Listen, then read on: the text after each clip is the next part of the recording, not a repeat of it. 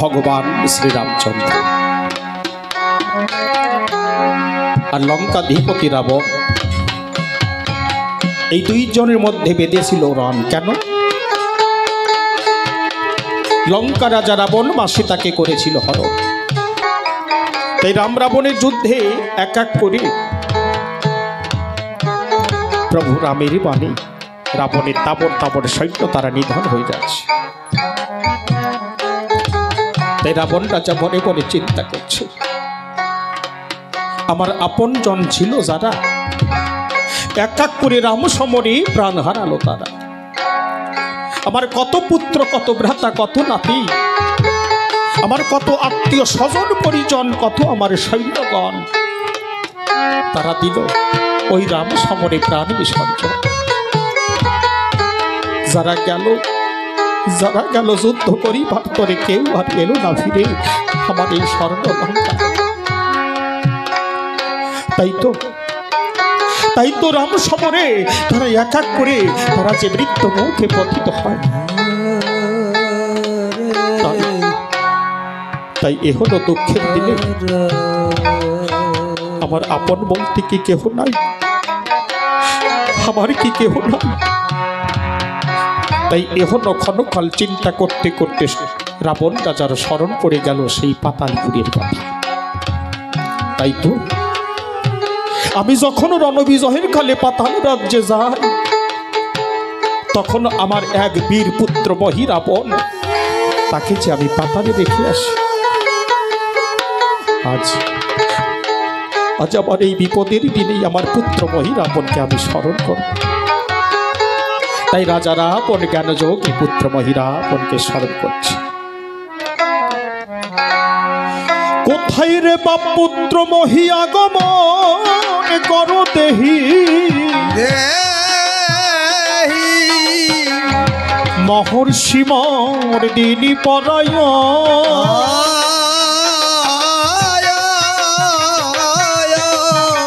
তোর তত্ত্ব নাই রে চিরকাল, তোর পিতার সংকট কাল, তোরা এসে কর দুঃখ বিমোচন।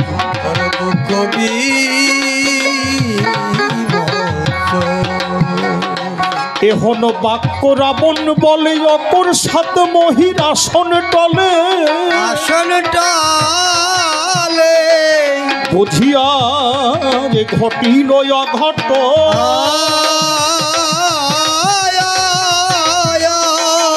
এমনি ভাবে রাজা রাবণ যখন তার পুত্র মহি রাবণকে করেছে স্মরণ, পাতালে মহি রাবণের বসার আসন তখন বলছে। মহি রাবণ মনে মনে চিন্তা করে, আমার বসার আসন কেন অসময় এমন ভাবে নড়ে। তাই আসন টলার কারণ বুঝতে না পেরে মহি কি করলেন, তিনি তখন ধ্যানে বসলেন। ধ্যানে বসে মহি জানতে পারলেন তার পিতা দশানন আজ বিপদে পড়ে লঙ্কায় থেকে তাকে করেছে স্মরণ। তাই তো মহি রাবণ তার পাত্র মিত্রগণকে ডেকে বলছেন, শোনো পাত্র মিত্রগণ, আমার পিতা দশানন আমাকে বিপদে পড়ে লঙ্কায় থেকে করেছে স্মরণ। তাই তো আমি পিতার উদ্দেশ্যে করিব গমন। আর তোমরা সকলে কি করবে? তোমরা মাত্র 3টি দিনের জন্য আমার এই পাতাল রাজ্য তোমরা রক্ষা করবে। তোমরা সকলে রক্ষা করতে পারবে তো? বেশ বেশ। তাই পাত্র মিত্রগণের উপরে পাতাল রাজ্যের ভার দিয়ে মহি রাবণ আজ চলেছেন পিতার উদ্দেশ্যে, আজ লঙ্কায় যাত্রা করেছে। ও চলিল রে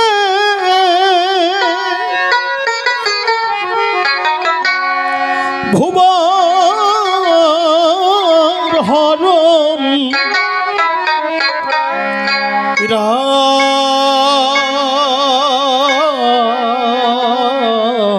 ধন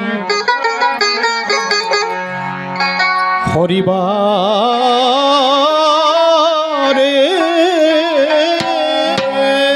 ও চলিল রে ভুবন হরণ, রাম ধন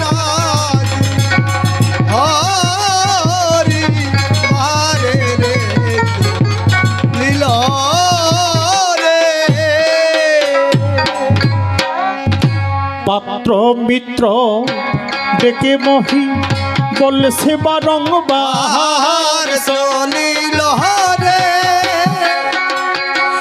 সাবধানে করি রক্ষায় আমার পাতালে চলিল রে সংকটে পড়েছে পিতা পিতা দশগিরি চলিল রে আমি চলি না মাইনা দেখো কনক লঙ্কা পুরী চলিল রে আজ রাবণ যখন পিতার উদ্দেশ্যে যাত্রা করেছে, যাত্রা করবার পূর্বে মহিরাবণ নিজেকে নানা আভরণে সুসজ্জিত করছে। তাই কি আভরণ মহি পরিধান করছে?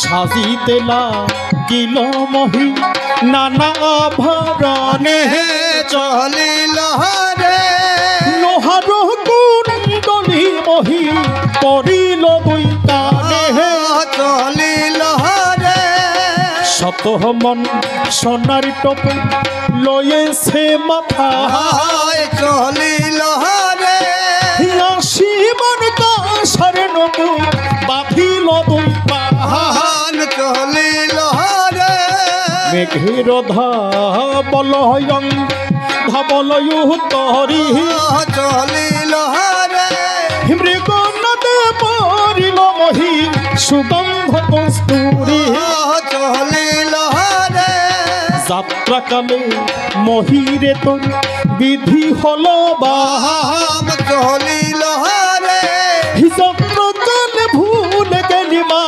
ভদ্রকালীর নাম চলিল রে মহিরাবণ যাত্রা করবার পূর্বে তার আরাধ্যা দেবী মা ভদ্রাকালীকে সে স্মরণ করতে ভুলে গেছে। মা, আমরা যদি কোথাও যাত্রা করি কি করি? আমরা সকলে আমরা যাত্রা করবার পূর্বে আমরা যার যার আরাধ্য দেবীকে স্মরণ করি, তারপরেই আমরা যাত্রা করি। কারণ কি? আমাদের যাত্রা পথে যেন কোনো বাধা না আসে, যেন কোনো অমঙ্গল না ঘটে। কিন্তু মহি যখন যাত্রা করেছে পিতার উদ্দেশ্যে লঙ্কায়, যাত্রা করবার পূর্বে মহি তার আরাধ্যা দেবী মা ভদ্রাকালীকে সে স্মরণ করতে ভুলে গেছে। তাই মহিরাবণের যাত্রা পথে নানা রকম বাধা পড়ছে। সেই বাধাগুলো কেমন? বাম অঙ্গ নাচে বীরের নাচে বামু আখি চলিল রে যাত্রাকালে শত শত অমঙ্গল দেখি চলিল রে দক্ষিণের কালো সর্প বামে ধেয়ে যায় চলিল রে সম্মুখে কালো পেশা উড়িয়া বেড়ায় চলিল রে আকাশে উড়িয়া বেড়ায় গৃধিনী শকুনি চলিল রে রক্ত বস্ত্র পরিহিতা সম্মুখে যোগিনী চলিল রে কালো বর্ণ পেশা বসে রথের কইনা ভজে চলিল রে রথের যত ঘোড়া চালে মন্দ মন্দ তেজে চলিল রে কৃত্তিবাস পণ্ডিতের অমৃতল হরি চলিল রে হরি রামানন্দে বদন ভরে বলুন হরি হরি জয় জয় রাম জয় রাম জয় রাম জয় রাম জয় রাম জয় রাম নানা বাধা অতিক্রম করে মহিরাবণ লঙ্কায় এসে উপনীত হয়েছে। মহিরাবণ লঙ্কায় এসে দেখে তাই লঙ্কার অধিকাংশ পুড়ে হয়েছে ছাই। যে সকল রমণীগণ করে ভ্রমণ তাদের অধিকাংশ তারা সাদা কাপড় পরিধান করেছে। কারণটা কি? রাবণ রাজার যে সকল সৈন্যগণ রাবণের পক্ষ নিয়ে প্রভু রামচন্দ্রের সঙ্গে যুদ্ধ করতে গিয়েছিল তারা কিন্তু কেউ আর প্রাণ নিয়ে লঙ্কায় ফিরে আসে। তাই তাদের ঘরের রমণীগণ ছিল যারা সাদা কাপড় পরিধান করে বিধবার বেশ ধারণ করেছে তারা। তাই এই সব দৃশ্য অবলোকন করে মহিরাবণ ডেকে বলছেন পিতা রাবণের গোচরে, পিতা গো, ও পিতা, এই স্বর্ণ লঙ্কার এই দুর্দশার কারণ কি পিতা? কেমন করে কি করে সোনার লঙ্কার আজ এমন দশা হয়েছে? আজ রাজা রাবণ পুত্র মহিরাবণকে নিকটে পেয়ে ডেকে বলছে, মহিরে, যখন আমি তোকে আমার কাছে পেয়েছি আমি তোকে সব কথা খুলে বলবো, তুই শ্রবণ কর মহি, তুই শ্রবণ কর। তাই আজ রাজা রাবণ পুত্র মহিরাবণকে বলছি, ওই সে ভণ্ড রামের সীতে আমি তার বামে বসাইতে বসাইতে প্রেয়সীকে মনে বাঞ্ছা ছিল,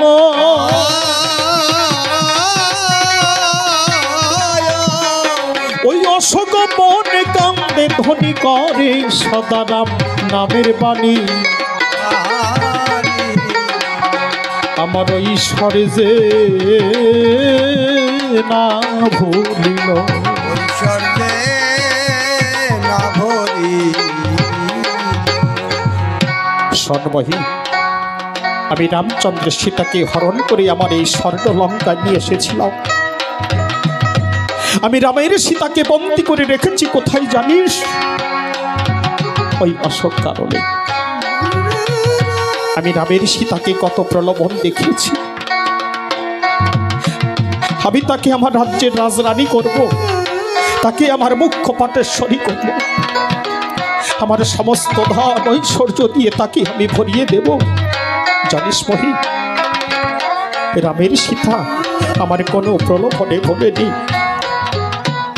আমার কোনো ঐশ্বর্যে সে ভোলেনি। সে সদাই অশোক কারণে বসে রাম রাম রাম রাম করে চলেছে।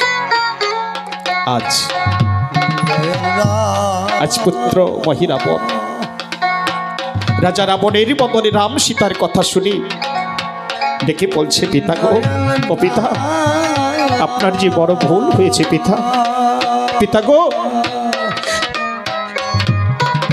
আপনি যে রামের সঙ্গে যুদ্ধ করছেন সে রাম তো সামান্য নয়। ও পিতা, যে রাম সেতু বন্ধন করে লঙ্কায় এসে যুদ্ধ করে সে কি কখনো মানব হতে পারে?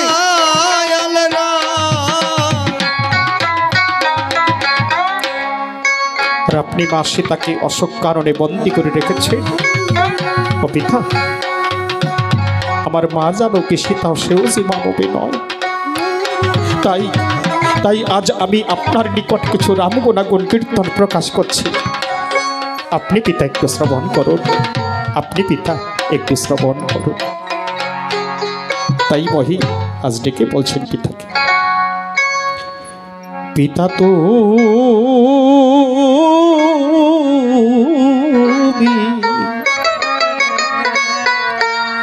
জানো না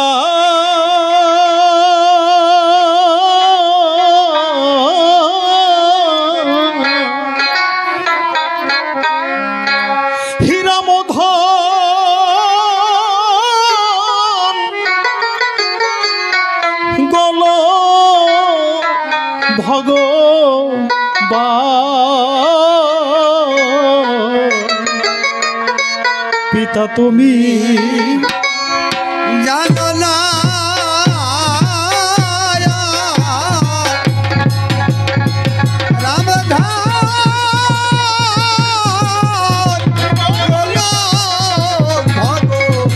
ভগবান, পিতা তুমি জানো না,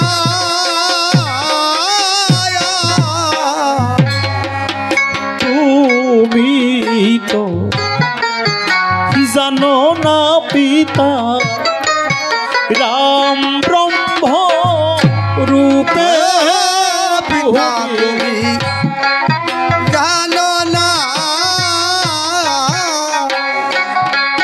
শত শত ব্রহ্মাণ্ড রামে একটি লব রূপে পিতা তুমি জানো না, যে সম্পদ পেয়েছ পিতা ব্রহ্মাণ্ড মাঝারে পিতা তুমি জানো না, কোটি কোটি ব্রহ্মরামে শরণ পূজা হরে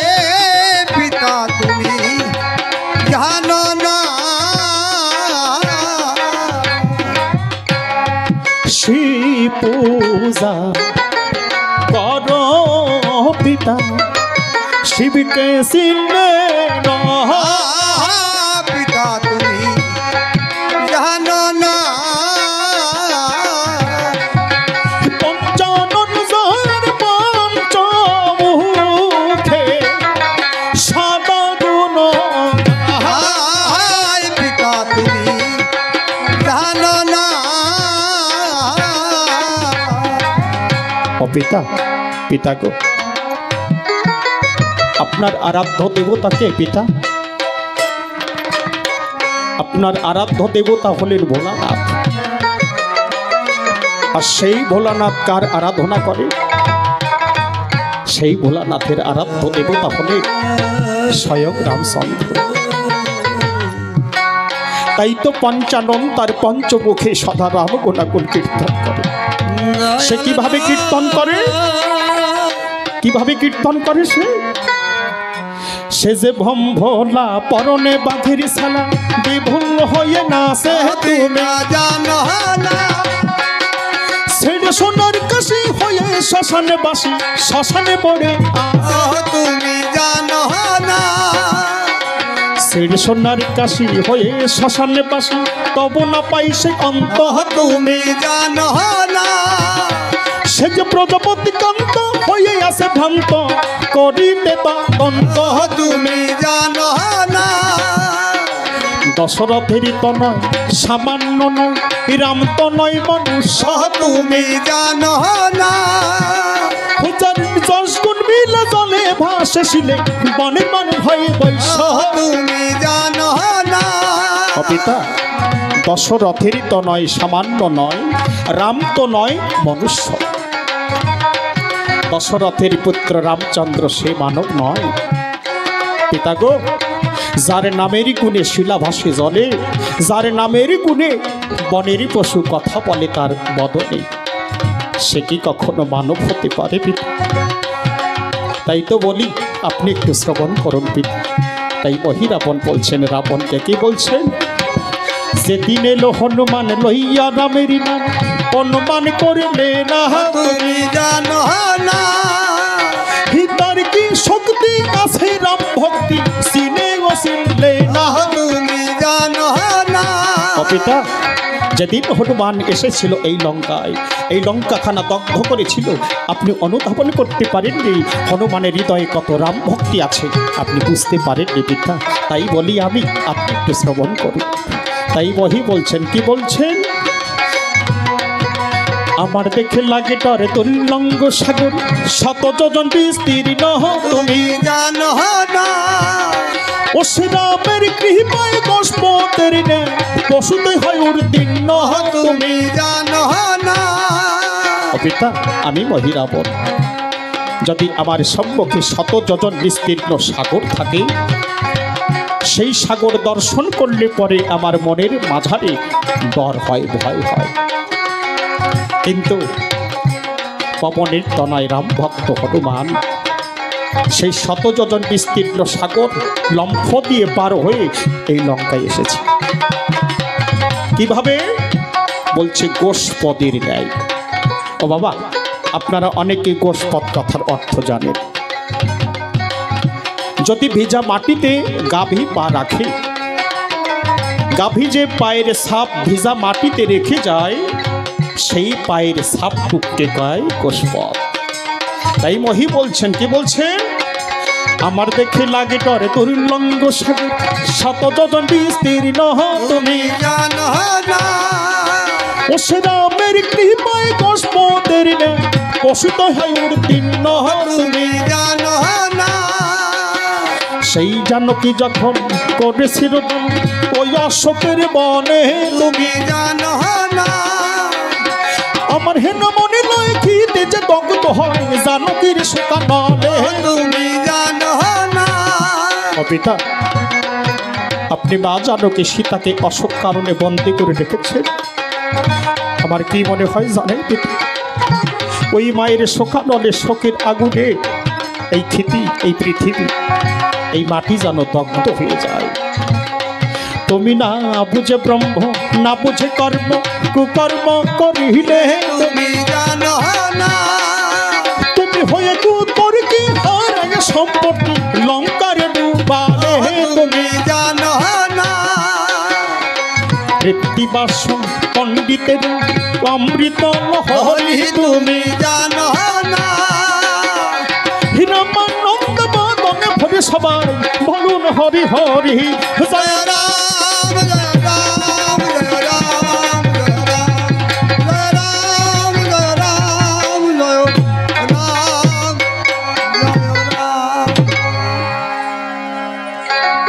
আজ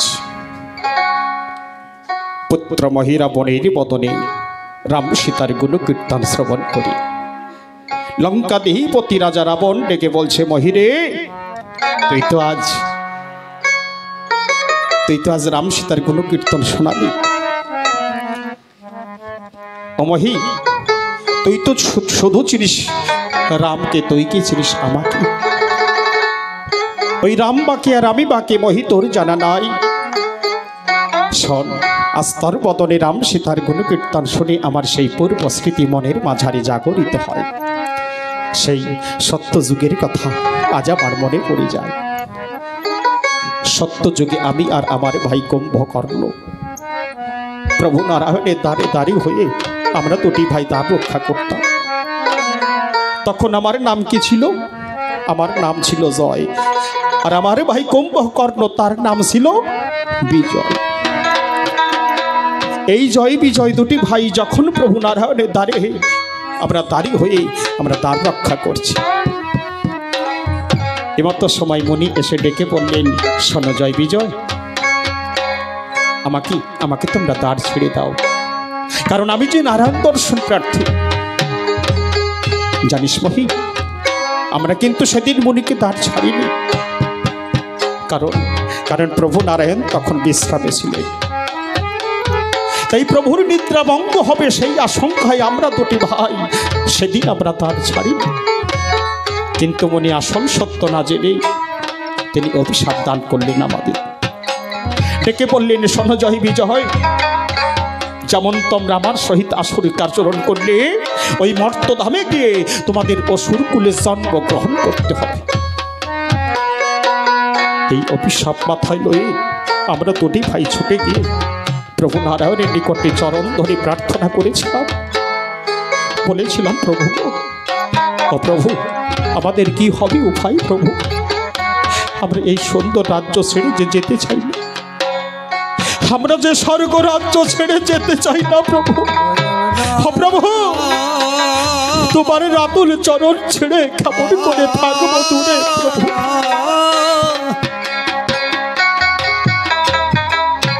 প্রভু নারায়ণ বলেছিলেন, শোনো জয় বিজয়,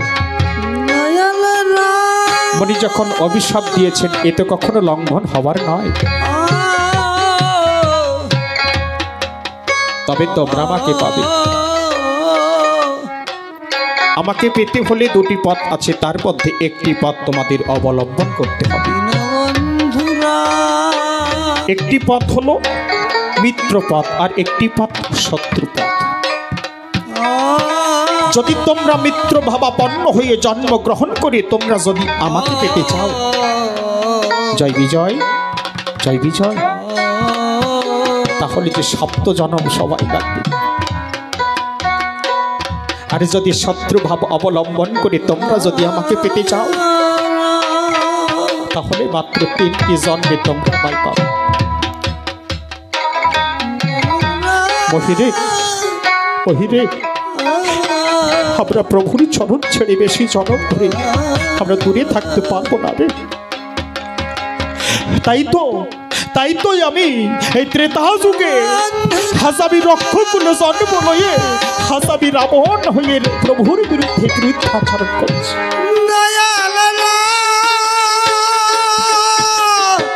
আজ ওই প্রভুর বিরুদ্ধে আমি বিরুদ্ধাচরণ করছি। তাই আজ রাজা রাবণ আজ মহিরাবণকে বলছে।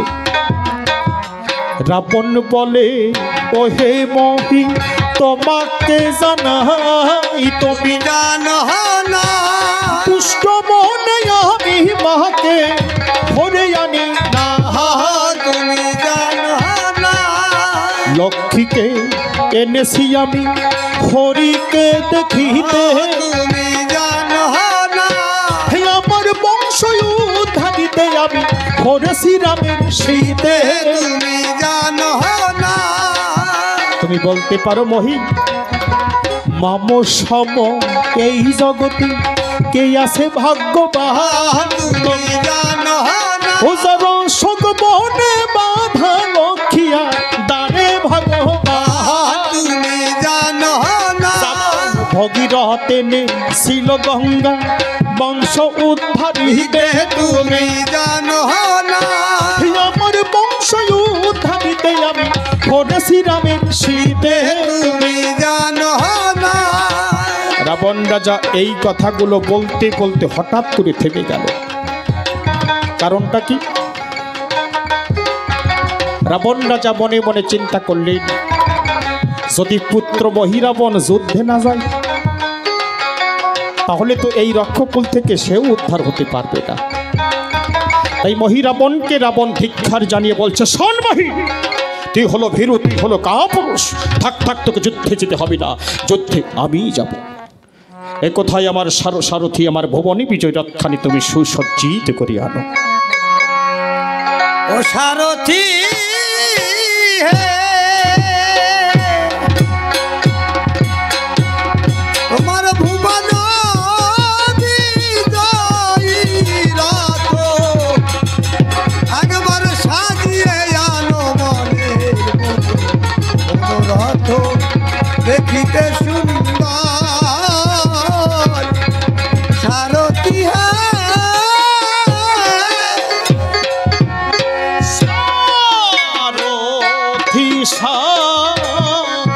রথি বলে রাবণ ডাকে ঘনে সারথি হে কোথায় আসিস সারথি রথ সাজায়ে সারথি হে সারথি জানিল যুদ্ধেতে গান সারথি হে রথ নয়া রথ সারথি চলিল গান সারথি হে রাবণের সারথি নানা মায়া হরে সারথি হে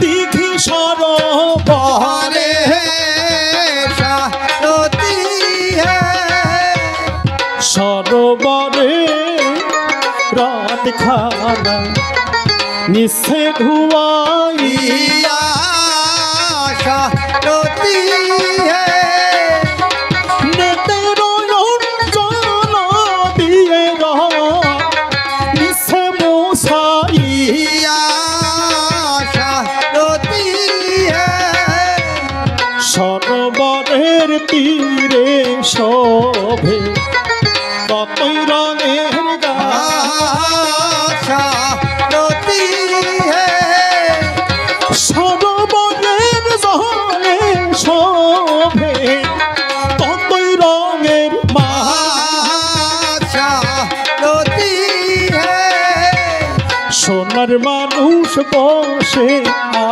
আসে ওই না সরোবর হরে সারথি হে সোনার বর্ষি দিয়ে তারা সোনার মাছ হরে সারথি হে সোনালি চিত্রালিয়াকে রথের সারি ধারে ओ सारथी है সোনার মনুষ্য মন্ড সিরিয়া ঘরাতে ओ सारथी है রথের পরে নিচ্ছে তুলে রত্ন সিংহাসন ओ सारथी है সেখানেতে বসবেন আমার বীর দশান ओ सारथी है সোনার ঘন্টা বেঁধে দিল ঘোড়ার গলায় ओ सारथी है এ যেতে রুনু ঝুনু শব্দ বাজে তাই ओ सारथी है আপন বাজারে পদ ভরে কাপিলা মেদিনী ओ सारथी है আপন রাজার বাদ্য ভণ্ড চার লক্ষ হেনি ओ सारथी है 1 লক্ষ তর্ক বাজে 3 লক্ষ করতাল ओ सारथी है সহস্র ঘন্টা বাজে মৃদঙ্গ বিশাল ओ सारथी है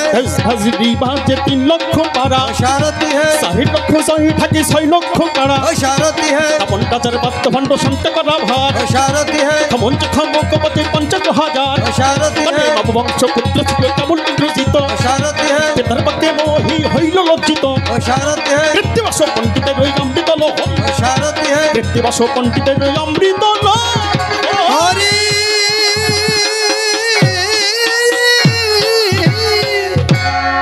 হরে রথ সাজানো হয়ে গেল বলুন হরি হরি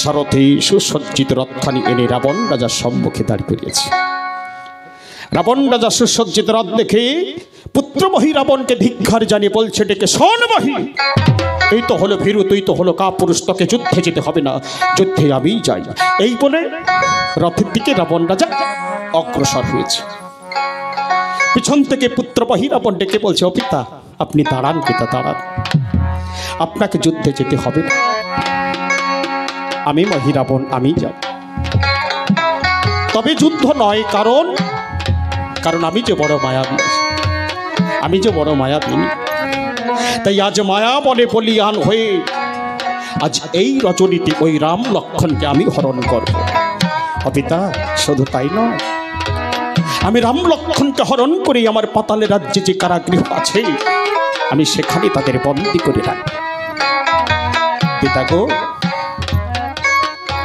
আপনি যেমন শিবের ভক্ত আমিও তো মা ভদ্রাকালীর ভক্ত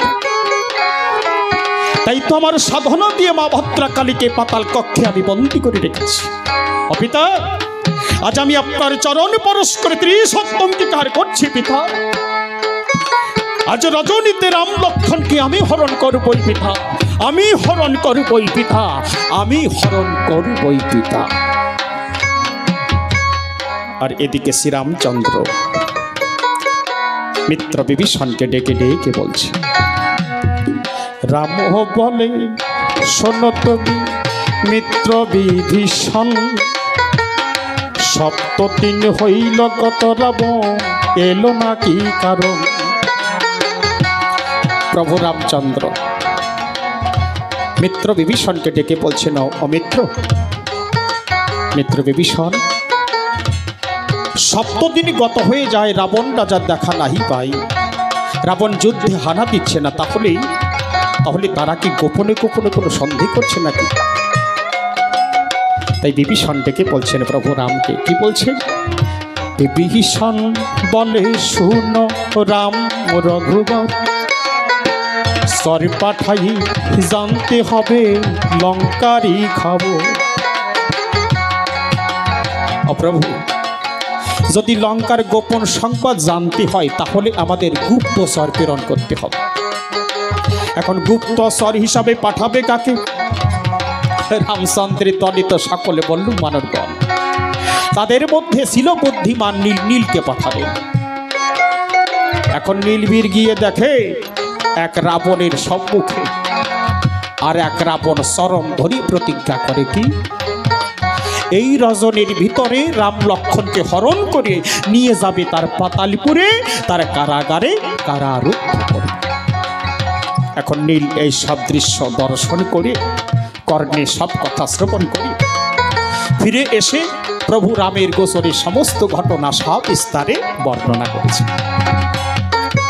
এখন নীলের বদনে সব কথা শুনে প্রভু রামচন্দ্র ডেকে বলছেন মিত্র বিভীষণকে অমিত্র বিভীষণ মিত্র বিভীষণ তুমি কি বলতে পারবে নীল যে বীরের কথা বলছে, এই বীর তোমাদের লঙ্কায় কোনজন? এর পরিচয়টা কি কে? তখন বিভীষণ ডেকে বললেন নীলকে, আচ্ছা নীল, যাকে তুমি দর্শন করেছো, যাকে তুমি দেখেছো, তার একটু রূপ বর্ণনা করো, কেমন দেখতে তুমি একটু প্রকাশ করো। তাই নীল বলছেন, কি বলছেন? 20 গোটা মন্ড তাহার 40 খানা কর, কালো ঘর মুখ খানি লাগে ভয়ঙ্কর। কি বললেন নীল? 20 গোটা মন্ড তাহার 40 খানা কর, মানে 20টা মাথা আর 40 খানা তার বাহু হাত।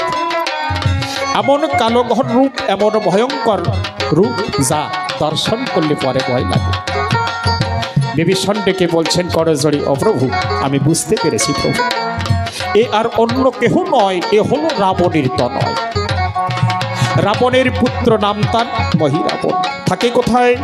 এ বিরাজ করে পাতালে। ও প্রভু, ও যখন একবার বদন দিয়ে প্রকাশ করে, এই রাত্রের ভিতরে আপনাদের হরণ করে নিয়ে যাবে পাতালপুরী। ও আপনাদের হরণ করবেই করবে প্রভু, কারণ ও যে বড় মায়াবী। এমন কোনো যে কার্য নাই, এমন কোনো কার্য নাই যে বহি সাধন করতে পারে না। সমস্ত কার্য সে মায়া বলে সাধন করে।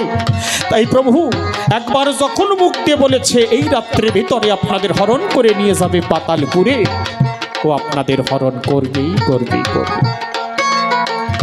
এই কথা শ্রবণ করে প্রভু রামচন্দ্র দুটি চোখের জল ছেড়ে দিয়ে বলছে, ভাই লক্ষণ রে, ও লক্ষণ, আমাদের আর সীতা উদ্ধারে কার্য নাই ভাই, চলো আমরা দুই ভাই আজ দেশে ফিরে যাই। চলো চলো আমরা দেশে ফিরে যাই। থাকুক সীতাই অশোক বহনে, উদ্ধারে কার্য নাই, বোনের ভাই লক্ষণকে লয়ে দেশে যেতে চাই। লক্ষণ বলে, ও গো দাদা, দেশে যাও গো তুমি, মা সীতাকে লঙ্কায় রেখে যাব না গো আমি। বনবাস তোমার ছিল দাদা, আমার ছিল না, বনবাসে এলাম শুধু আমার সঙ্গে এলো মা। দেশে তুমি যাও গো দাদা, আমি যাব না, দেশে গিয়ে ঠাকুর দাদা আমি কাকে বলবো মা। দেশে যাবার কালে দাদা তুমি সরজু দিয়ে যাইও, এই অভাগা লক্ষণের নামে বালির পিণ্ড, বালির পিণ্ড দিও দাদা, না করিও তোমার হাতের পিণ্ড পাবো আমি অমৃত সমান। বালির পিণ্ড দিও দাদা, দিও রাশি রাশি, তোমার হাতের পিণ্ড রয়ে আমি হব স্বর্গবাসী। দেশে গিয়ে ঠাকুর দাদা তুমি বলো মায়ের আগে, এই লক্ষণকে খেয়েছে মা পঞ্চবটির বাগে। এমনি ভাবে কাঁদিতেছে তখন ভাই দুইজন, হস্ত ধরে তোলে তখন ধার্মিক বিভীষণ। বিভীষণ ডেকে বলছেন, ও প্রভু, আপনারা দুইজন শান্ত হন প্রভু, আপনারা শান্ত হন। বিপদে অধীর হওয়া এই যে কাপুরুষের লক্ষণ, আপনারা অধীর হবেন না। প্রভু আপনি এক কাজ করুন, আপনি বিশ্বকর্মাকে স্মরণ করুন, বিশ্বকর্মাকে দিয়ে একটি গড় নির্মাণ করুন, যে গড়ের একটি মাত্র প্রবেশদ্বার থাকবে। তাই প্রভু কি করলেন? বিশ্বকর্মাকে স্মরণ করলেন। বিশ্বকর্মা বিশ্বকর্মা বলে যখনই ডাক দিল, বিশ্বকর্মা ছুটে এসে প্রভুর সম্মুখে দাঁড়ালো। বড় জোরে বিশ্বকর্মা করেন নিবেদন, প্রভু আপনি আমাকে কেন করেছেন স্মরণ? প্রভু, প্রভু গো, কেন স্মরণ করেছেন আমায় বলো? রামচন্দ্র ডেকে বলছে, বিশ্বকর্মা, আজ আমার বড় বিপদ। তুমি এমন একটি গড় নির্মাণ করে দেবে যে গড়ের একটি মাত্র দ্বার থাকবে, এমন একটি গড় নির্মাণ করে দাও। তাই প্রভু রামের আজ্ঞা পেয়ে বিশ্বকর্মা নির্মাণ করলেন গড়। বিভীষণ ডেকে বললেন প্রভু রামকে, অপ্রভু, আপনি ঠাকুর লক্ষণকে সঙ্গে নিয়ে গড়ের মধ্যে প্রবেশ করুন। তোমরা আছো যত সৈন্যগণ, তোমরা যে যার অস্ত্র শস্ত্র সঙ্গে নিয়ে তোমরা গড়ের চারিদিকে করো অবস্থান। এখন বল্লুক বানরগণ করবে কি? হাতের কাছে যা পেয়েছে তাই নিয়ে সকলে, কেউ গাছ, কেউ পাথর, এইগুলো সঙ্গে লইয়ে এক এক করে গড়ের চারিদিকে দাঁড়িয়ে তারা গড় রক্ষা করছে, গড় পাহারা দিচ্ছে। বিভীষণ ডেকে বললেন ভক্ত হনুমানকে, হনুমান, হনুমান, গড়ের যে একটি মাত্র দ্বার, সেই দ্বারের দাঁড়ি আমি তোমাকে করলাম, বুঝলে হনুমান?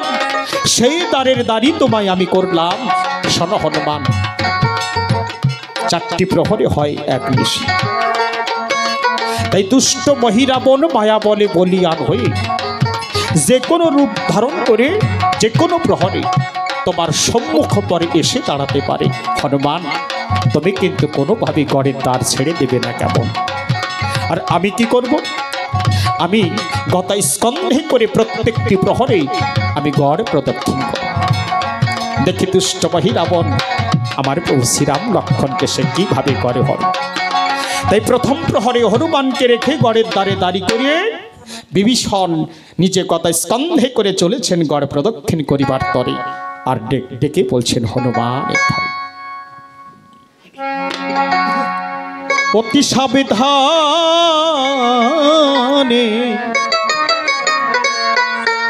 থাকিও হনু,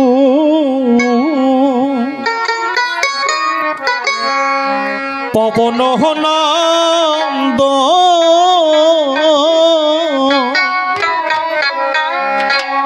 সাবধানে করিও রক্ষারাম, রাজি বল অতি সাবধানে রাখিও রে, গত স্কন্ধে গড় ফিরিতে চলিলাম এখন, অতি সাবধানে রাখিও রে, সাবধানে করিও রক্ষারাম, রাজি বল সহন, অতি সাবধানে রাখিও রে, ব্রহ্মা বিষ্ণু আর যদি আসে মহেশ্বর, অতি সাবধানে রাখিও রে, হিতরে ছেড়ে যেও না রে পবন কুমার, অতি সাবধানে রাখিও রে, ব্রহ্মা বিষ্ণু আর যদি আসে তব পিতা, অতি সাবধানে রাখিও রে, হিতরে ছেড়ে যেও না রে হনু অন্যথা, অতি সাবধানে রাখিও রে, গত স্কন্ধে গড়ে ফিরিতে চলিলাম এখন, অতি সাবধানে রাখিও রে, সাবধানে করিও রক্ষারাম, রাজি বল সহন। অতি সাবধানে রাখিও রে, প্রথম প্রহরে হনুমানকে রেখে গড়ের দ্বারে দাঁড়ি করে বিভীষণ নিজে গদা স্কন্ধে করে সে চলেছে গড় প্রদক্ষিণ করিবার তরে। আর এদিকে দুষ্ট মহিরাবণ প্রথম প্রহরে এসে দেখে রামচন্দ্র বিশ্বকর্মা কর্তৃক গড় নির্মাণ করেছে। আর সেই গড়ের একটি মাত্র দ্বার, আর সেই দ্বারে দাঁড়িয়ে হয়ে আছে কে? পবন পুত্র হনুমান। এখন মহিরাবণ মনে মনে করে চিন্তন, এখন আমি কি করব? কারণ আমি যে পিতা দশাননের নিকটে তার চরণ পরশ করে ত্রিসত্য অঙ্গীকার করেছি, এই রাত্রের ভিতরে আমি রাম লক্ষণকে হরণ করে নিয়ে যাব পাতালপুরে। কিন্তু হনুমান ও যে বড় চতুর, ও কি আমায় গড়ের দ্বার ছেড়ে দেবে? আর আমি যদি গড়ের ভিতরে প্রবেশ করতে না পারি তাহলে তো রাম লক্ষণকে আমি হরণ করতে পারবো। তাহলে তাহলে যেভাবেই হোক আমাকে গড়ের মধ্যে প্রবেশ করতেই হবে। তাই মহিরাবণ মনে মনে চিন্তা করে, এই প্রথম প্রহরে আমি রামচন্দ্রের অস্ত্রগুরু বিশ্বামিত্র মণি রূপ ধরে আমি হনুমানের নিকটে যাব। তাহলে বিশ্বামিত্র মণির ওই পাকা দাড়ি দর্শন করে হনুমান দেবী গড়ের দ্বার ছেড়ে, আর আমি সেই সুযোগে আমি গড়ের মধ্যে প্রবেশ করে রাম লক্ষ্মণকে ধরে আমি চুরি করে নিয়ে যেতে পারব। তাই এ কথা চিন্তা করে প্রথম প্রহরে বিশ্বামিত্র মণি রূপ ধরে চলেছে হনুমানের গোচরে। বিশ্বামিত্র রূপ ধরেছে, মুখে পাকা দাড়ি, অতি সাবধানে রাখিও রে, শিরে ছত্র স্বর্ণ নুড়ি, হাঁটছে গুড়ি গুড়ি, অতি সাবধানে রাখিও রে, বিশ্বামিত্র রূপে মহি করি লগাবহন, অতি সাবধানে রাখিও রে, হনুমানের নিকটে গিয়ে দিল দর্শন, অতি সাবধানে রাখিও রে, একটুখানি তার ছেড়ে দে পাবন নন্দন, অতি সাবধানে রাখিও রে, নয়ন ভরে দেখব আমার শ্রীরামার লক্ষণ, অতি সাবধানে রাখিও রে, হনু বলে অগমনি তোমায় নাহি চিনি, অতি সাবধানে রাখিও রে, মহি বলে আমি হনু বিশ্বামিত্র মুনি, অতি সাবধানে রাখিও রে, কি বললে, কি বললে ভালো শুনতে পাইনি, আর একবার বলো কি বললে, পরিচয়টা কি দিলে, কে তুমি? মহিরাবণ বলছে, ওরে বনের পশু, তুই কি আমায় চিনতে পারবি? শোন, আমি হলাম গাদি রাজপুত্র বিশ্বামিত্র, ওই যে তোর প্রভু রাম আমার নিকটে সেই অস্ত্রবিদ্যা শিক্ষা করেছে অর্জন, আমি হলাম রামের অস্ত্রগুরু বিশ্বামিত্র বলি। শোন হনুমান রে, কতদিন হয়ে গেল আমার রাম লক্ষণ এসেছে বনে, আমি তাদের দেখি নাই কতদিন এই দুই নয়নে। হনুমান একটুখানি গড়ের তার ছেড়ে দে হনুমান, আমি গড়ের মধ্যে যাব, আর রাম লক্ষণকে দু চোখ ভরিয়ে দর্শন করে আমি ফিরিয়ে আসবো। এমন ভাবে কাকতি বিনতি করছে কে? বিশ্বামিত্র রূপী মহিরাবণ। কার নিকটে? হনুমানের কাছে। বিশ্বামিত্র বলে, হনু ধরি তপ পায়, অতি সাবধানে রাখিও রে, এই নিষিদ্ধে নাম না দেখলে প্রাণ বুঝি যাহায়, অতি সাবধানে রাখিও রে, হনুমান এই কথার জবাব দিচ্ছে। কি বললেন হনুমান?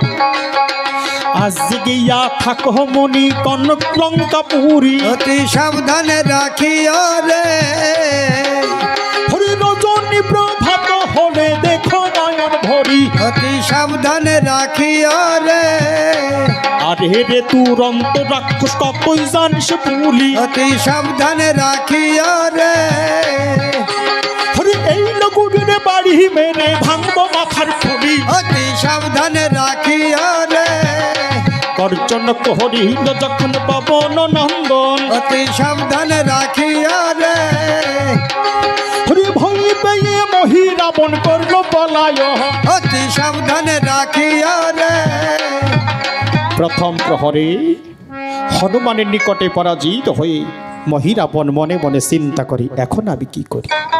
আচ্ছা, আমি তো পিতার নিকটে তার চরণ পরশ করে ত্রিসপ্ত অঙ্গীকার করেছে কি এই রাত্রের ভিতরে রাম লক্ষণকে হরণ করে নিয়ে যাব আমি পাতালপুরে। তাহলে 4টি প্রহর, তার মধ্যে 1টি প্রহর কেটে গেল, আমি ব্যর্থ হলাম প্রথম প্রহর, এখনো তো 3টি প্রহর বাকি। আচ্ছা, এবার আমি দ্বিতীয় প্রহরে রামচন্দ্রের জননী কৌশল্যা রানীর রূপ ধারণ করে যাব। তাহলে নারী রূপ দেখলে পরে হনুমান নিশ্চয়ই দেবে গড়ের দ্বার ছেড়ে, আর আমি সেই সুযোগে গড়ের মধ্যে প্রবেশ করি রাম লক্ষণকে ধরে আমি চুরি করে নিয়ে যেতে পারি। তাই দ্বিতীয় প্রহরে কার রূপ ধরেছে? রামচন্দ্রের মাতা কৌশল্যা রানী। আর এদিকে প্রথম প্রহর শেষে গদা স্কন্ধে করে গড় প্রদক্ষিণ করে এসে বিভীষণ বলছে, হনুমান, হনুমান, এই হনুমান, হ্যাঁ বলো। ভালোভাবে পাহারা দিচ্ছ তো? হ্যাঁ হ্যাঁ এই গন্ডগোল শুনলাম যে কি এসেছিল কেউ, তাই না? এসেছিল শোনো হনুমান, সে যেই আসুক না কেন, সে কিন্তু দুষ্ট মহিরাপন। তুমি কোনোভাবেই ঘরের দ্বার ছেড়ে দেবে না, কেমন? না। আমি চললাম এবার দ্বিতীয় প্রহরে। তাই হনুমানকে রেখে ঘরের দ্বারে দাঁড়িয়ে করে বিভীষণ চলেছে ঘর। আর এদিকে দ্বিতীয় প্রহরে দুষ্ট মহিরাবন রামচন্দ্রের মাতা কৌশল্যা রানীর রূপ ধরে মায়া কান্না কাঁদতে কাঁদতে সে এবার হনুমানের নিকটে করেছে গমন।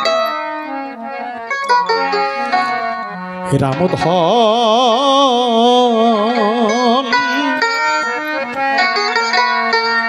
হারাইলাম রে,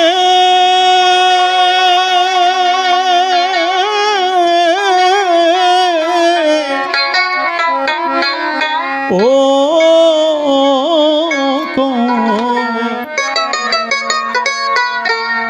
অপরাধে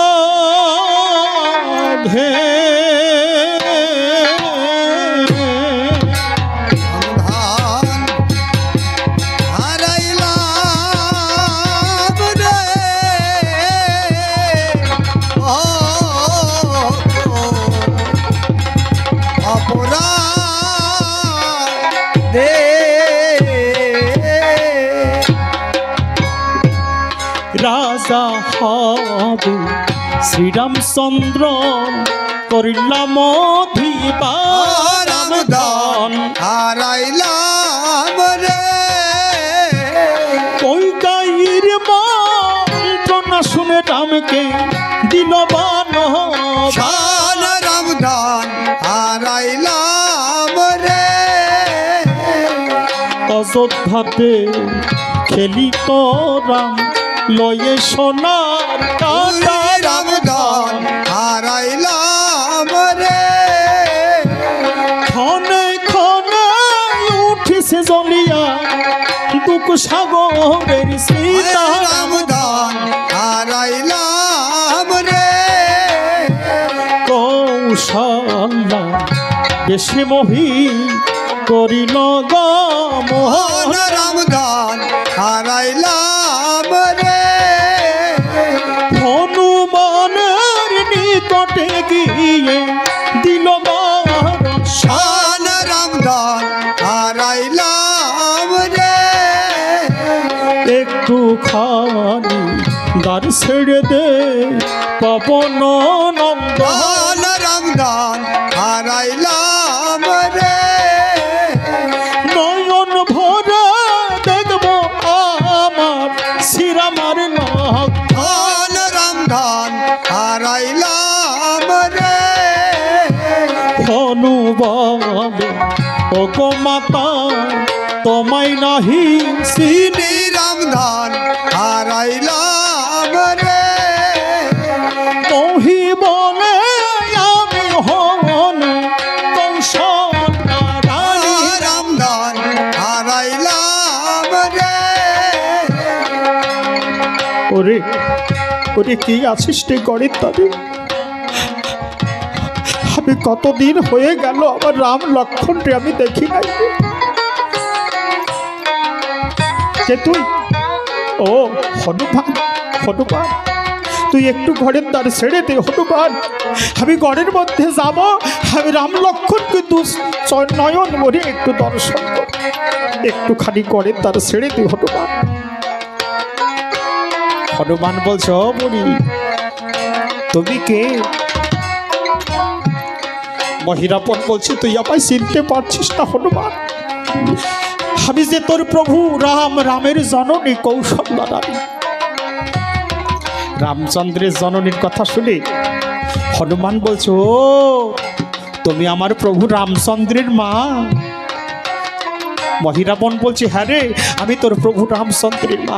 হনুমান বলছে তোমায় তো দেখে তা মনে হচ্ছে না। মহিরাবন বলছে হনুমান রে, যদি কোলের ছেলে বনে চলে যায় মায়ের চেহারা কি আর ঠিক থাকে রে? হনুমান বলছে অবনি, নদী যদিও শুকাইয়ে যায় তবুও তো বোঝা যায় একটা রেখা রেখে যায়। তোমার তো কোনো লক্ষণ দেখতে পাচ্ছি না। মহিরাবণ বলছে, হনুমান কি কথা বলছিস, তোর বাক্য আমি ঠিক ভালো বুঝতে পারছি না, একটু বোঝাইয়ে বল। হনুমান বলছে, ও আচ্ছা আচ্ছা, বুঝিয়ে বলতে হবে। আচ্ছা, তুমি তো আমার প্রভু রামচন্দ্রের মা। যখন আমার প্রভু রাম দয়াময় ছোটবেলায় যখন প্রভু ক্ষুধা পেয়ে তোমার কোলে থেকে জোরে জোরে কান্না করত, তখন তুমি কি খাওয়ালে আমার প্রভু তখন কান্না থামাতো? হনুমান যেমন প্রশ্নের দেব। আচ্ছা, প্রথম প্রহরে মহিরাবণ কার রূপ ধরেছিল কি মনে আছে? বিশ্বামিত্র মুনি।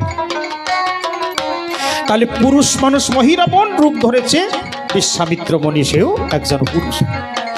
এখন পুরুষ মানুষ যদি পুরুষ মানুষ সাজতে যায় কোনো অসুবিধা নাই, কিন্তু পুরুষ যদি নারী রূপ ধরতে যায় তাহলে যেখানে যেটুক সাজানোর দরকার তাকে সেইভাবে না সাজালে নারী নারী ভাব কি তার হয়?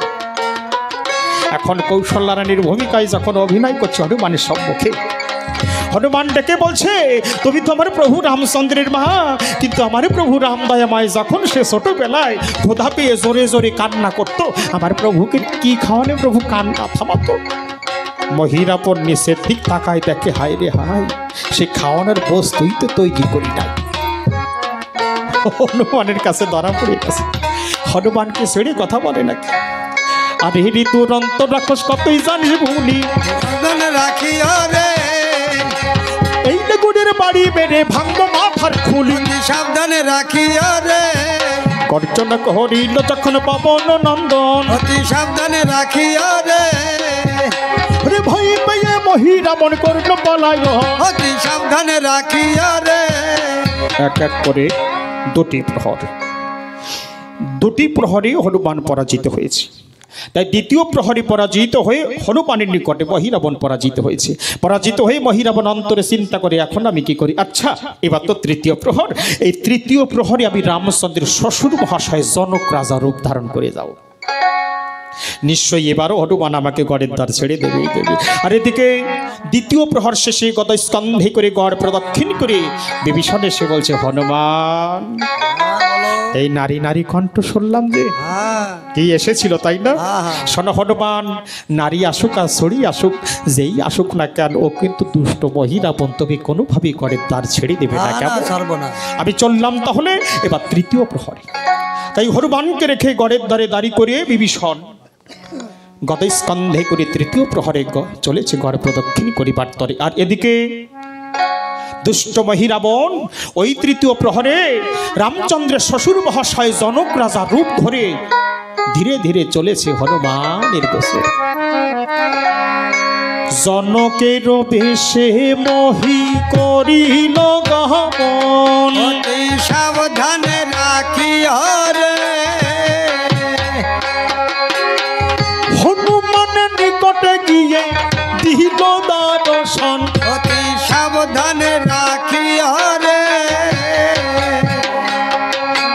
একটুখানি দ্বার ছেড়ে দে পবন নন্দন, অতি সাবধানে রাখিও রে নয়ন ভরে দেখব আমার শ্রীরামার লক্ষ্য, অতি সাবধানে রাখিও রে।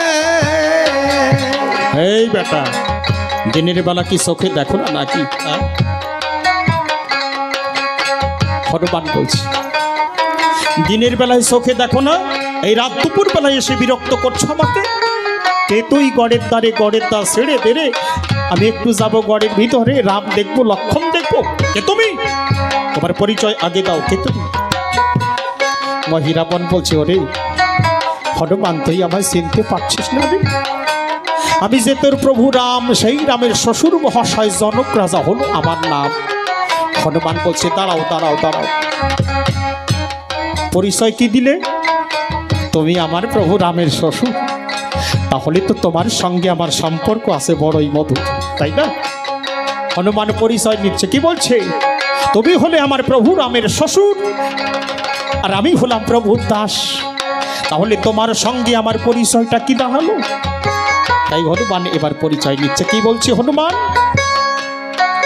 সম্পর্কে তুমি দাদু আমি তব নাতি, অতি সাবধানে রাখিও রে, এসো এসো দাদু মশাই গুলাগুলি পাতি, অতি সাবধানে রাখিও রে, কোলাকুলি চলে যখন মহিকে ধরতে যায়, অতি সাবধানে রাখিও রে,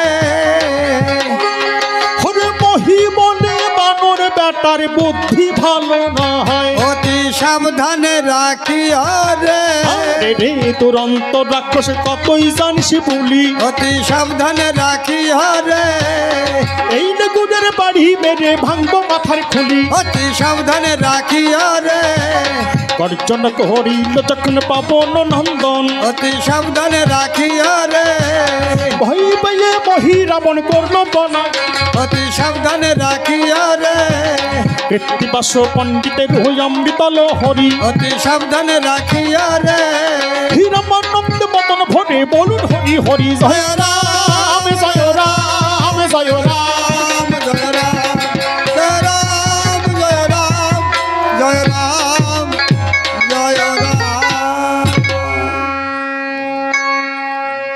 আজ মহিরাবণ এক এক করে পরপর তিনটি প্রহরে পরাজিত হয়ে মনে মনে চিন্তা করি এখন আমি কি করি। আমি যে পিতা দশরথের নিকটে তার চরণ স্পর্শ করে ত্রিসত্য অঙ্গীকার করেছিলাম, এই রাত্রের ভিতরে রাম লক্ষণকে হরণ করে আমি নিয়ে যাব পাতালপুরে, তাহলে আমার এই মুখের বাক্যকে মিথ্যা হয়ে যাবে। আমি মহিরাবণ, আমি সারা জনম যে তান্ত্রিক সাধনা করলাম আমার সেই সাধনাও কি মিথ্যা। তাই আজ বিপদে পড়ে মহিরাবণ তার আরাধ্যা দেবী মা ভদ্রাকালীকে স্মরণ করছে।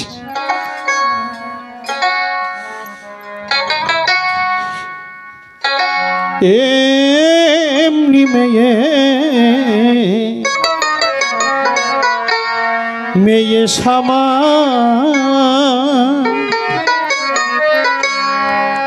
কমলায়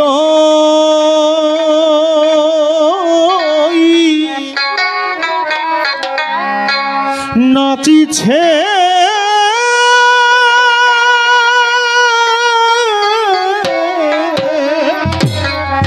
এমনি মেয়ে মেয়ে শ্যাম কমলায় নাচিছে,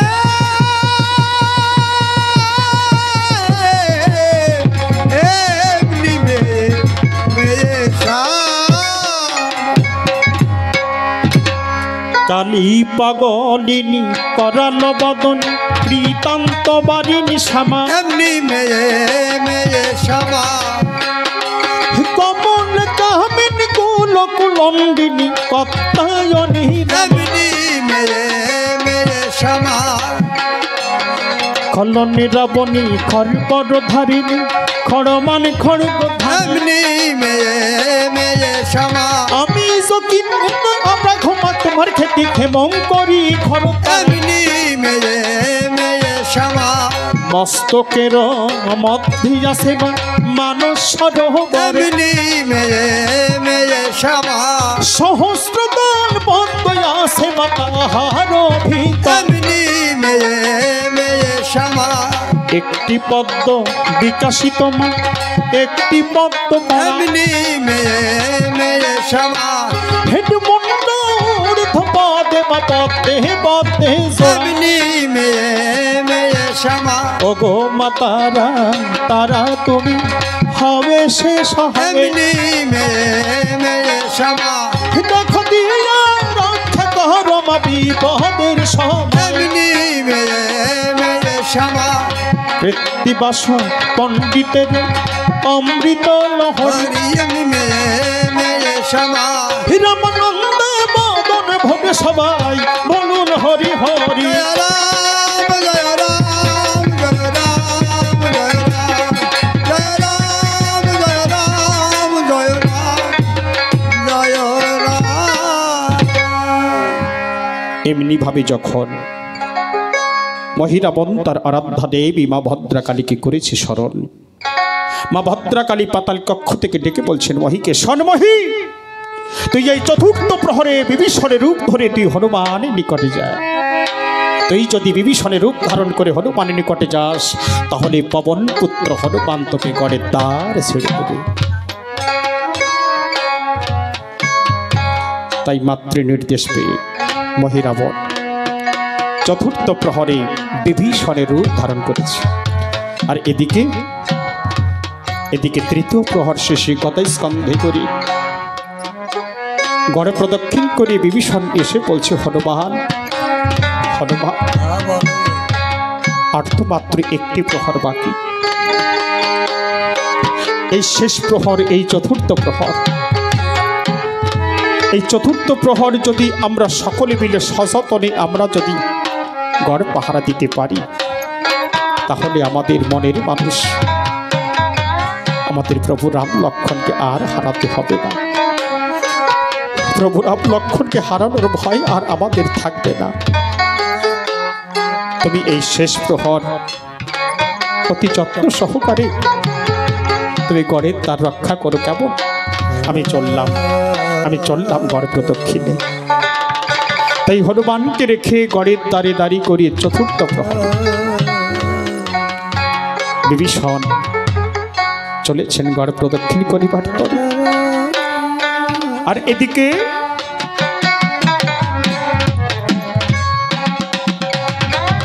দুষ্ট মহিরাবণ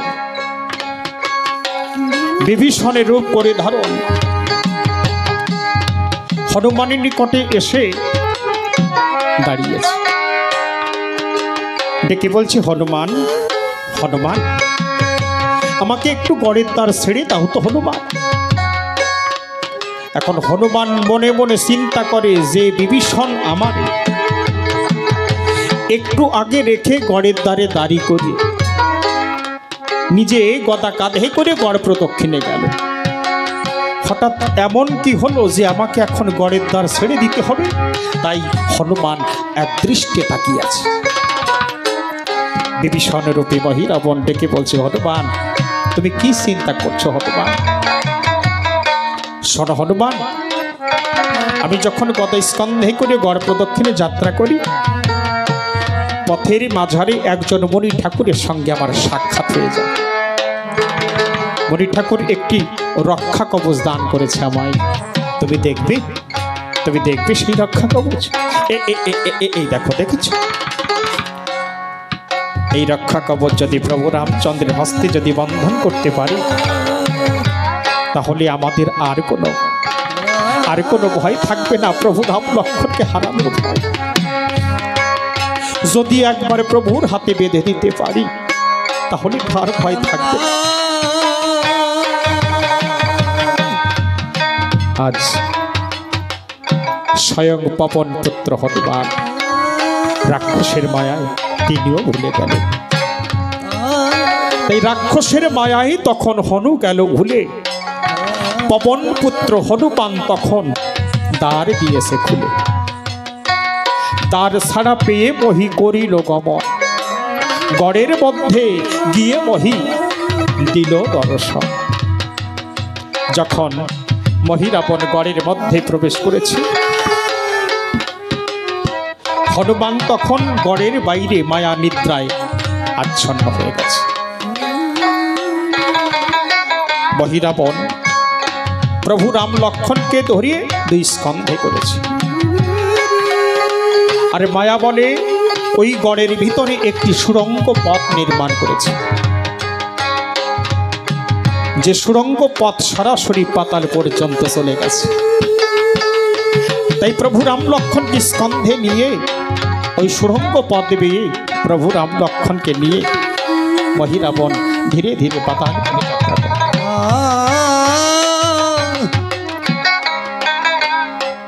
আর যাওয়ার সময় ওই সুড়ঙ্গ পথে মায়াজাল বিস্তার করে যায়। প্রথমে কি সৃজন করেছে? অগ্নিগড়, তারপরে মায়া নদী। এমনভাবে মায়াজাল বিস্তার করে প্রভু রাম লক্ষ্মণকে সঙ্গে করে মহিরাবণ গিয়ে তার পাতালপুরে তার কারাগারে প্রভুদের পক্ষে পাষাণ চাপা দিয়ে রেখেছে। আর এদিকে চতুর্থ প্রহর শেষে বিভীষণ তিনি গদা স্কন্ধে করে গড় প্রদক্ষিণ করে এসে দেখে হনুমান গড়ের সম্মুখে ঘুমিয়ে আছে। গড়ের দিকে চেয়ে দেখে তাই গড়ে প্রভু রাম লক্ষ্মণ নাই। তাই শূন্য গড় দর্শন করে বিভীষণ দুটি চোখের জল ছেড়ে দিয়ে তাই হনুমানকে কেঁদে কেঁদে বলছে,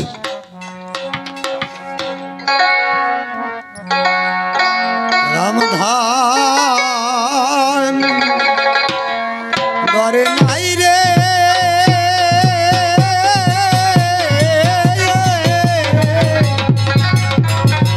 মিঠায়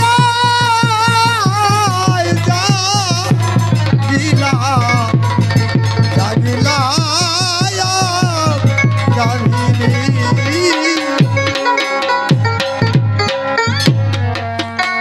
জাগো জাগো হনুমান তুমি কত নিদ্রা যাও রামধান ঘরে নাই রে।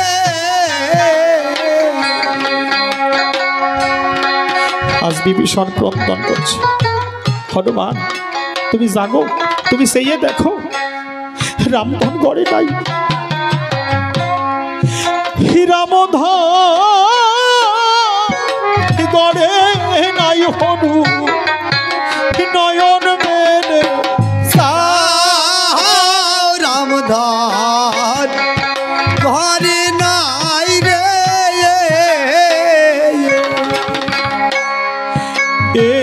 এমনি ভাবে বিভীষণ যখন কাঁদিতে লাগিল রামধান ঘরে নাই রে,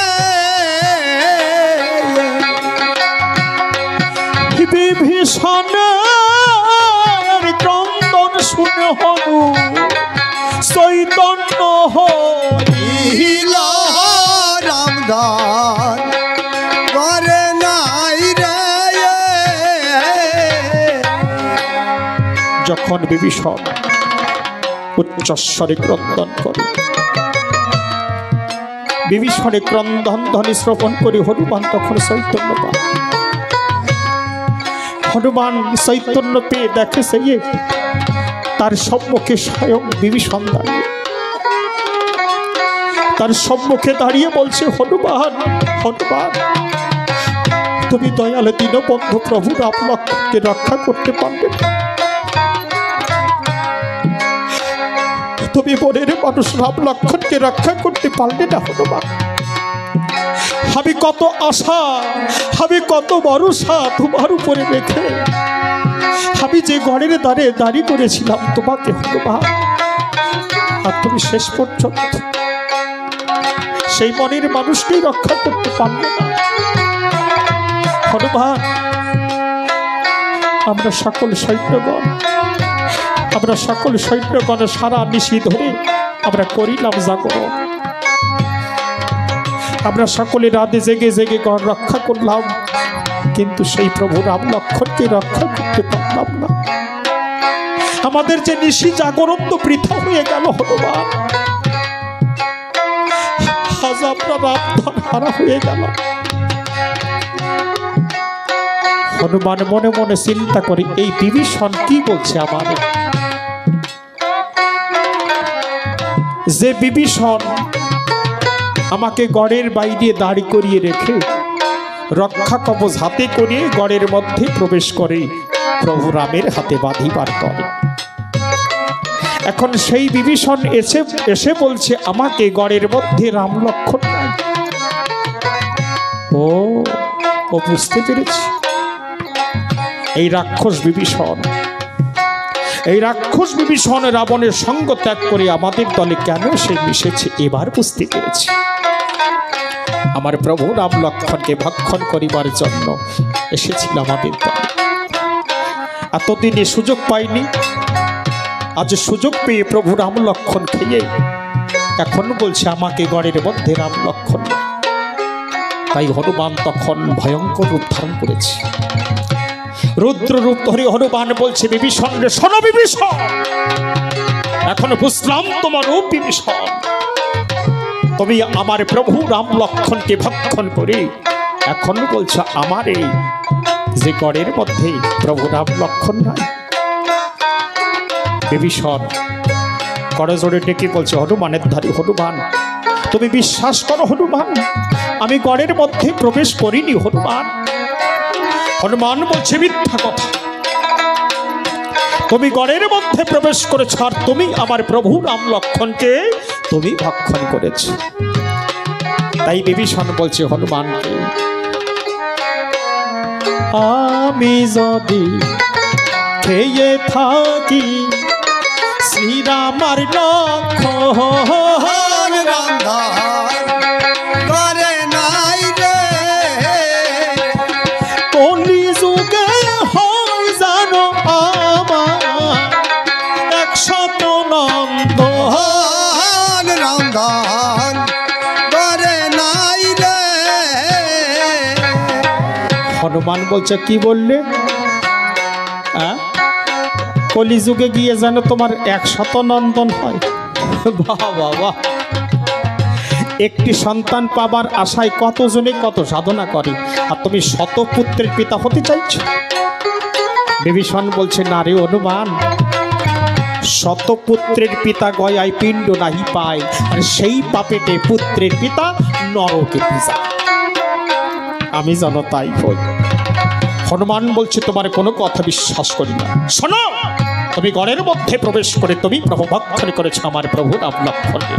তাই বিভীষণ বলছে হনুমানকে, আমি যদি খেয়ে থাকি শ্রীরামার লক্ষ্মণ রামধার করে নাই রে,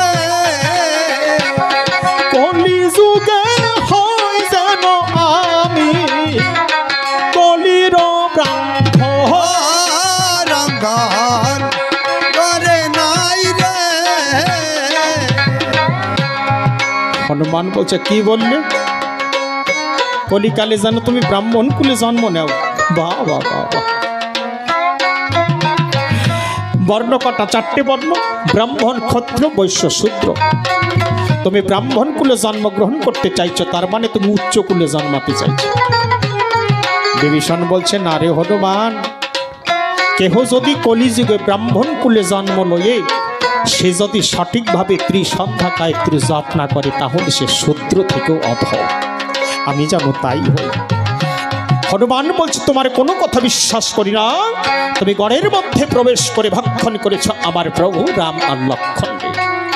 তাই বিভীষণ বলছে, আমি যদি খেয়ে থাকি নবীন সন্ন্যাসী রামধার করে নাই রে, কলি যুগে হয় জানো আমি কলির তুলসী। রামধার করে নাই রে। হনুমান বলছে, বাহ বাহ বাহ, এটা চমৎকার কথা, তুমি তুলসী হতে চাইছো, তার মানে তুমি নৈবেদ্যর অগ্রভাগে থাকতে চাইছো। বিভীষণ বলছে, না রে হনুমান, তুলসী মিথ্যা কথা বলেছিল, তাই অভিশাপ আছে তুলসীর উপরে। যেখানে কলিযুগে তুলসী গাছ থাকবে, তুলসী গাছ দেখলে পরে কুকুর কি করে? পা উঁচু করে, তাই না? প্রস্রাব করে। এটা অভিশাপ। তাই আমি যেন কলিযুগে তুলসী গাছ হই। হনুমান বলছে, তোমার কোনো কথা বিশ্বাস করি না, তুমি ভক্ষণ করেছো আমার প্রভু রাম লক্ষ্মণ ওই গড়ের মধ্যে প্রবেশ করে। তাই বিভীষণ বলছে হনুমানের ধারে, শোনো হনুমান, আমি যদি খেয়ে থাকি শ্রীরামার লক্ষ্মণ রামধার করে নাই রে, তাহার আছে দেখো জমেরে ভূপতি। রামধার করে নাই রে। বিভীষণ বললেন, শোনো হনুমান, আত্মা হল অবিনশ্বর, যার বিনাশ নেই। তাই প্রভু রাম লক্ষণকে যদি আমি ভক্ষণ করে থাকি, নিশ্চয়ই আমার প্রভু রাম লক্ষণের আত্মা জমালয়ে আছে। যাও তুমি জমপুরে গিয়ে অন্বেষণ করো, তাহলে তুমি বুঝতে পারবে আমি সত্য কথা বলছি কি। হনুমান মনে মনে চিন্তা করে, তাই এ তো মন্দ কথা নয়। তাই বিভীষণকে শক্তভাবে আষ্টে পৃষ্ঠে বন্ধন রেখে হনুমান চলেছে জমালয়ে। জমপুরে গিয়ে হনুমান দেখে, তাই সেখানে প্রভু রাম লক্ষণ নাই। আছে কারা? আছে যারা পাপী তারা। তাই হনুমান দেখছে, কুদৃষ্টি করে যে বা পর স্ত্রীর প্রতি, জমালয়ে দেখে হলো তাহাদের দুর্গতি। কটু বাক্যে মাতা পিতাকে যে সন্তান মনে ব্যথা দেয়, জমকিং করে ডাঙ্গস মারিছে তাহাদের মাথায়। কন্যা বিনিময় দেখো দেবালয় করি, তাহার ঘাড়ে দিচ্ছে তুলে মাংসের জাঙ্গারি। এসব দৃশ্য অবলোকন করে হনুমান ডেকে বলছে, পাপীগণ রে, হে পাপীগণ, তোমরা কেন এমনি ভাবে হয়ে আছো পাপের নিমজ্জন? তোমরা কেন পাপে ডুবে আছো? তোমরা সকলে মিলে একবার মধুর রাম নাম করো উচ্চারণ, দেখবে রাম নামের গুণে তোমরা সবাই পার হয়ে যাবে। হনু বলে, পাপীগণ তোমরা কৃপা করো তাহা রামধন করে নাই রে, তোমরা মুখে একবার লও হে ওই না মধুরা। রামধন করে নাই রে, রাম নামের ধ্বনি যখন পাপীগণ করি, রামধন করে নাই রে, পুষ্পরথে পাপীগণ তারা বৈকুণ্ঠে চলি। রামধন করে নাই রে। যখন সকল পাপীগণ বদন ভরি মধুর রাম নাম করেছে উচ্চারণ, রাম নামের গুণে সকলে পুষ্পরথে করে বৈকুণ্ঠে তারা করেছে গমন। হনুমান ডেকে বলছে, হে পাপীগণ, তোমরা তো সকলে পার হয়ে যাচ্ছ, তা তোমরা যে সকলে পার হয়ে যাও, এই পার হবার পথ, পার হবার কৌশল আমি তো তোমাদের বলে দিলাম। তাহলে তোমরা সকলে মিলে আমাকে পরপারের করি দিয়ে যাও। তাই সতী ভক্তমণ্ডলী, আপনারা তো সকলে বিজ্ঞ শ্রোতা, আপনারা সকলেই জানেন ভক্ত ভক্তা নারী নরে মধুর রাম নামে দান করে, এটা একটা পূর্বরীতে আমরা দেখতে পাই। তাই তো ভক্তিমতী মা, ভক্তের মনে বাসনা থাকতেই পারে, সুন্দর মধুর রাম নামে তারাও কিছু দান করবে। তাই কারোর মনের আশা অপূর্ণ থাকুক আমি চাই না, আপনাদের সকলের মনোবাসনা পূর্ণ হোক। প্রভু রাম ভগবান আপনাদের সকলের মনোবাসনা তিনি করিবেন পূরণ, কারণ তিনি হলেন অন্তর্যামী। তাই তো অন্তর্যামী রাম ভগবান ভক্তের অন্তরের সন্ধানে জেনে ভক্তের মনস্কামনা তিনি করেন পূরণ। তাই আপনাদের সকলের মনোবাসনা প্রভু রাম তিনি পূর্ণ করবেন। জয় রাম, হরি বল, হরি বল, হরি বল।